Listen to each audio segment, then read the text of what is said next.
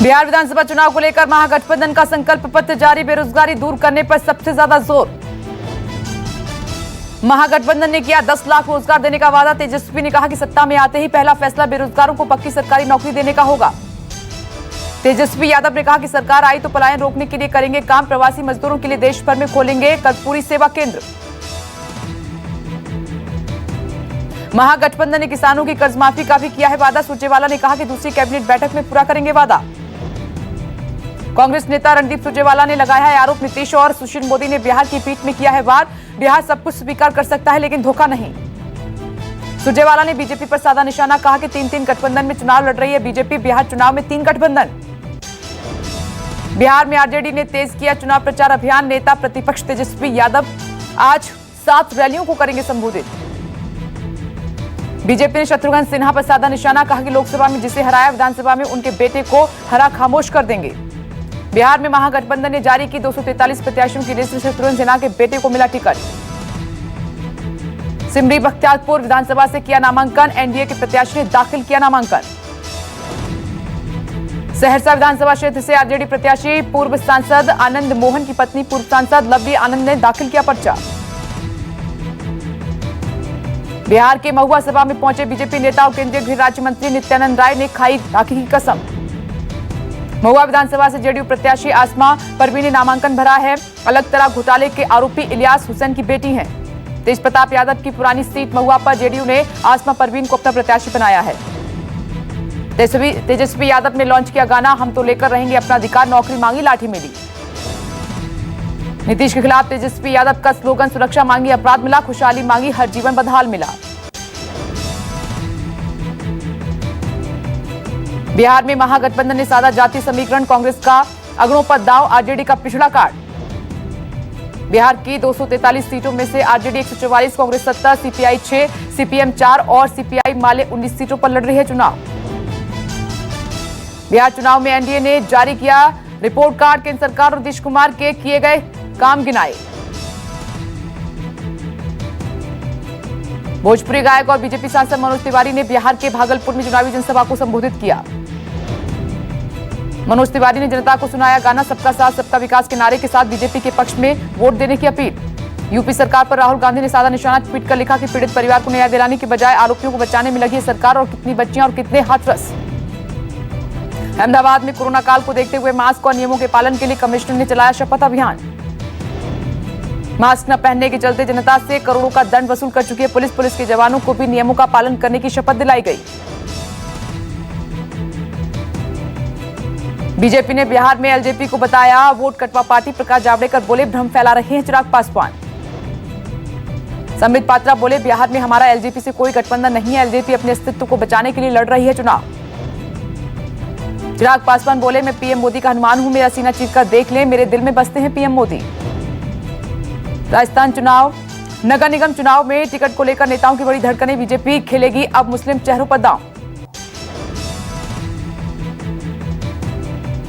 बलिया गोलीकांड में सामने आया जाति का एंगल। अखिलेश यादव के ट्वीट पर बीजेपी एमएलए का पलटवार। एमएलए सुरेंद्र सिंह का बयान, अगर अखिलेश यादव को यादव प्रिय है तो हमें भी क्षत्रिय प्रिय है। सुरेंद्र सिंह का अखिलेश पर हमला, कहा कि सपा सरकार में ऐसी घटनाओं पर पूछते तक नहीं थे।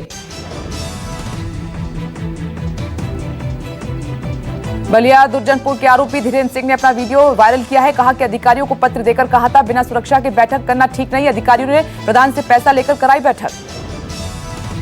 आरोपी बोला विवाद के दौरान मेरे परिवार को लाठी डंडों से पीटा जा रहा था, पुलिस ने मारपीट को नहीं रोका, खुद को निर्दोष बताया, कहा मैंने नहीं चलाई गोली। बलिया कांड में यूपी सरकार का आरोपियों पर बड़ा एक्शन। 6 फरार आरोपियों पर रखा बड़ा इनाम।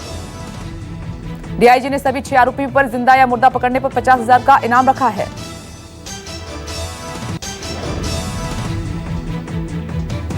शौर्य चक्र विजेता कामरेड बलविंदर सिंह के हत्यारों का अब तक नहीं पता चला। तरन तारण के भिकीबिंड इलाके में हुई थी हत्या। बलविंदर सिंह के घर वालों को शक है कि हत्या के पीछे हो सकता है आतंकवादियों का हाथ। कामरेड बलविंदर सिंह का दोपहर बाद होगा अंतिम संस्कार। पुलिस परिवार वालों को दे रही है सुरक्षा गार्ड। बलविंदर सिंह की उनके ऑफिस में ही कर दी गई थी हत्या। बाइक से आए 2 हमलावर बलविंदर पर 4 गोलियां दागकर फरार हो गए। हत्या की पूरी वारदात सीसीटीवी कैमरे में कैद हो गई। हमलावरों की तलाश में जुटी है पुलिस।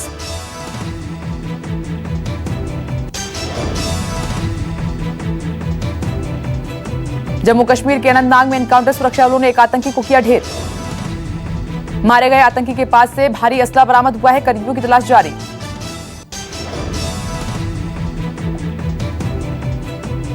कश्मीर घाटी में भारतीय सेना ने दिखाई दरिया दिली, आतंकी को घेर कर कराया सरेंडर। आतंकी का नाम जहांगीर बताया जा रहा है। जहांगीर ने हथियार छोड़ खुद को सेना के हवाले किया। जहांगीर के सरेंडर करते ही पिता ने उसे लगाया गले। पिता ने सेना के अधिकारियों को किया शुक्रिया अदा। जम्मू कश्मीर के बडगाम में आतंकवादी संगठनों के 6 मददगार गिरफ्तार, आतंकवादियों के पास से 3 कारें, 3 मोटरसाइकिल जब्त। श्री कृष्ण विराजमान की याचिका मंजूर, शाही मस्जिद की जमीन समेत 13.37 एकड़ इलाके पर दावा। 12 अक्टूबर को श्री कृष्ण विराजमान की ओर से जिला अदालत में केस दायर किया गया था। याचिका में परिसर में अतिक्रमण कर शाही ईदगाह मस्जिद बनाने का आरोप लगाया गया था। जिला अदालत ने इस मामले में सुन्नी सेंटर वक्फ बोर्ड समेत 4 पार्टियों को नोटिस भेजा है। कोर्ट में कहा, जहां शाही ईदगाह मस्जिद खड़ी है उस जगह कारागार था, वहां कृष्ण का जन्म हुआ था।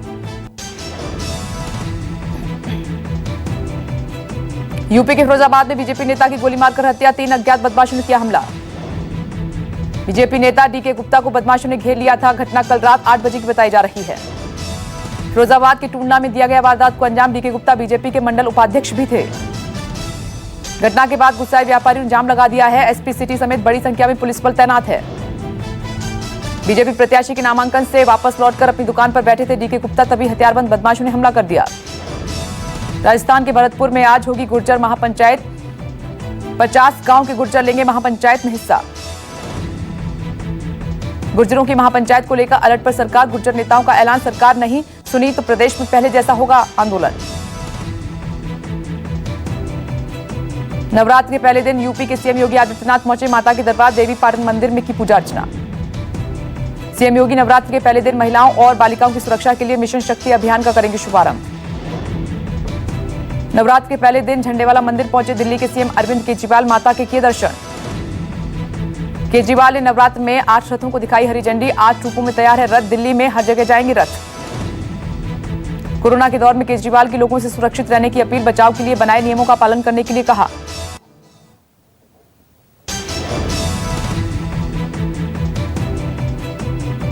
आज से शुरू हुआ शारदीय नवरात्रि, 9 दिन तक होगी मां दुर्गा के अलग अलग रूपों की पूजा। नवरात्र के चलते माता वैष्णो देवी दरबार में सुरक्षा व्यवस्था की चाक चौबंद इंतजाम है। कटरा से भवन तक चप्पे चप्पे पर जवान तैनात। दिल्ली के मंदिरों में नवरात्रों की धूम, कोरोना से बचने के लिए किए गए खास उपाय। गुजरात में बड़ा हादसा टला, जामनगर से कच्छ को जोड़ने वाले हाईवे पर बना पुल धराशायी हुआ। अचानक पुल धराशायी होने से कच्छ का संपर्क जामनगर से टूटा। गनीमत रही कि हादसा नहीं हुआ, किसी की जान नहीं गई। धान खरीद कर निरीक्षण करने मंडी समिति पहुंचे पीलीभीत के डीएम, सरकारी सेंटर्स पर सन्नाटा पसरा देखकर हुए आग बबूला। जिलाधिकारी ने सख्त लहजे में अधिकारियों को दी हिदायत, धान खरीद में किसानों को समर्थन मूल्य नहीं मिला तो एफआईआर के साथ कार्रवाई होगी।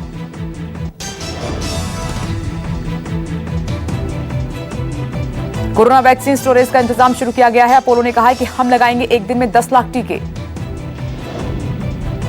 खोले गए सबरीमाला मंदिर के कपाट, आज से सिर्फ 250 लोगों को ही मिलेगी एंट्री।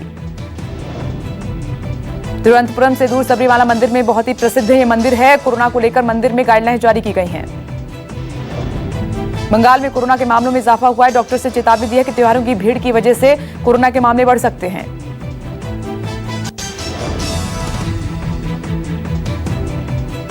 देश में कोरोना मरीजों की संख्या हुई 73,70,000 के पार। अब तक 1,12,161 लोगों की जान जा चुकी है।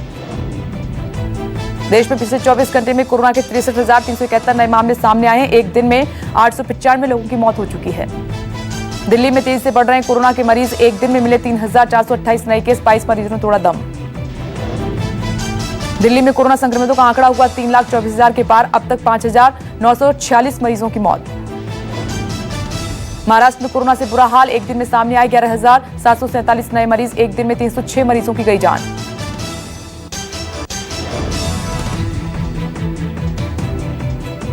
यूपी में पिछले 24 घंटे में कोविड-19 के 2,610 नए मामले दर्ज किए गए हैं। सक्रिय मामलों की संख्या 35,000 से 263।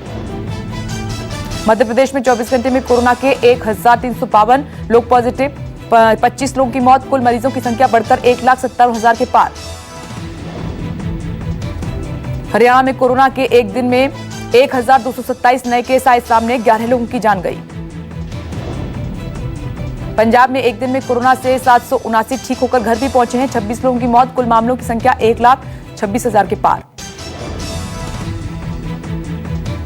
जम्मू कश्मीर में कोरोना के 697 नए मामले सामने आए हैं, 8 लोगों ने अपनी जान गंवाई। कुल संक्रमितों का आंकड़ा 86,754 हुआ। कर्नाटक में कोरोना के एक दिन में मामले 7,542 मामलों की पुष्टि हुई है, 73 लोगों की मौत। सक्रिय मामलों की संख्या 1,12,000 के पार। तमिलनाडु में कोरोना का तांडव, एक दिन में 4,389 मामले आए सामने, मरीजों की संख्या 6,79,000 से ज्यादा। केरल में कोरोना के 24 घंटे में 7,283 लोग पॉजिटिव, राज्य में सक्रिय मामलों की संख्या 95,000 के पार।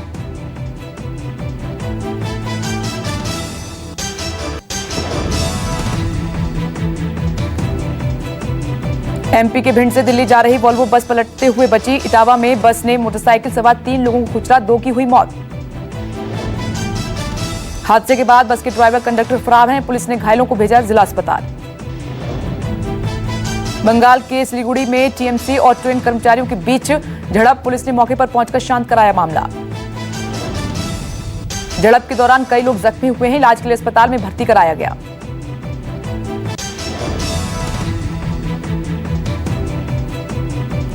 गुजरात स्थित गिर अभयारण्य का एक वीडियो सोशल मीडिया पर वायरल। एक शेर ने किया एक गाय का शिकार। तस्वीरों में वीडियो बनाते दिखे लोगों को शक, महज मनोरंजन के लिए जानबूझकर चारे की तरह रखी गई थी गाय। वीडियो वायरल होने पर एक्शन में वन विभाग, वीडियो बनाने वालों की तलाश जारी।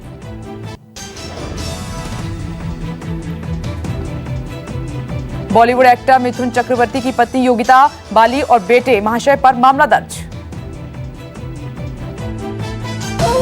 नमस्कार, मैं हूं मानक गुप्ता। अगर आपको हमारा ये वीडियो पसंद आया हो तो इसे लाइक और शेयर जरूर करें, और हां, हमें सब्सक्राइब और फॉलो करना ना भूलें ताकि आप देश और दुनिया की कोई खबर मिस ना करें। तो जुड़े रहिए हमारे साथ और देखते रहिए न्यूज़ 24।